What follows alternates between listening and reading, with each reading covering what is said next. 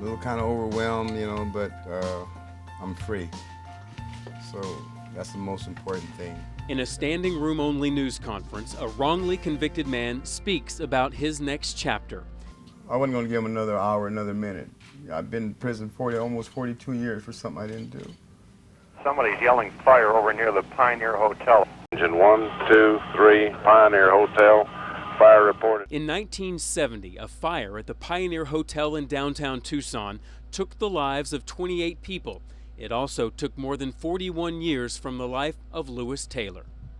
Lewis felt, and we agreed, that there was sufficient evidence of exoneration out there in the public eye for Lewis to be satisfied that he had done what he needed to do to maintain his principles and yet get the freedom that he desired.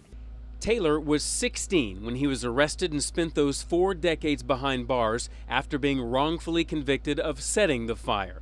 The trumped-up case against him was based on scant evidence, questionable testimony, I felt that the culprit was probably black, and a determined county attorney's office. The Arizona Justice Project and Pulcinelli teamed up and, using modern science, determined the fire could not be arson. Taylor, now 58, was allowed to forego a new trial, maintain his innocence, and eventually be set free. I can hold my head high, and just thank God that I survived 42 years. At national law firm Pulcinelli, attorneys are encouraged to donate their time to assist with volunteer legal work. For young lawyers eager to make a difference, pro bono work provides an excellent training ground and real-world experience. But beyond gaining experience, Pulcinelli's Troy Froderman weighs in on why firms should seek out opportunities to make a difference. We really do have an obligation. Just as a human being, you have an obligation to provide services to people who can't afford it.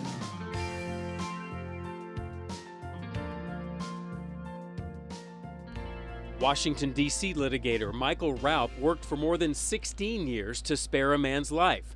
Raup, other lawyers, and the Georgia Resource Center fought the state of Georgia on grounds that a medical diagnosis for their client Al Stripling had been improperly withheld at Stripling's original trial. That diagnosis of mental retardation would make Stripling ineligible for the death penalty under Georgia law. It's very hard to prove a mental condition, a medical diagnosis, beyond a reasonable doubt.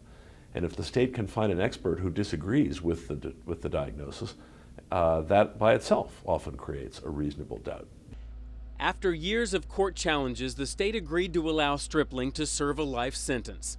Raup says it's rewarding, personally and professionally, to be able to work for a firm like Pulcinelli, committed to allowing its lawyers to give up their time to turn a person's life around. He cherishes the letter Stripling wrote that reads, "Tell my lawyers I love them, and thanks for saving my life." Personally, it's great to be able to work for a real client, somebody who's in real trouble and doesn't have access to counsel, and maybe be able to right a serious wrong, as there was in the Stripling case.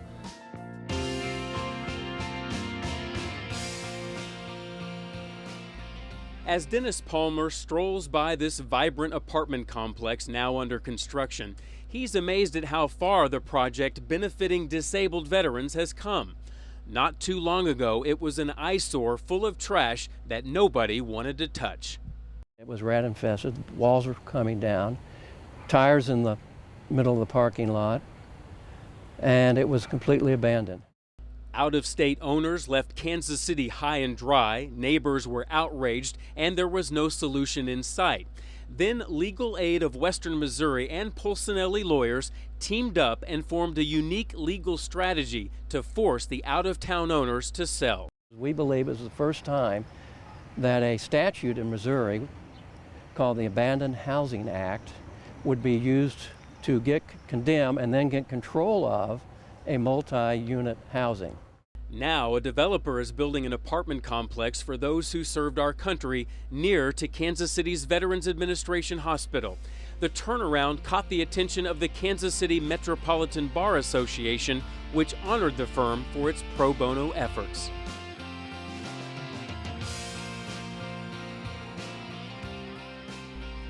In Denver, it's all about the children. Polsinelli Lawyers and the Children's Law Center are working together to make a difference in the lives of young people by forming Partnering to Protect Kids.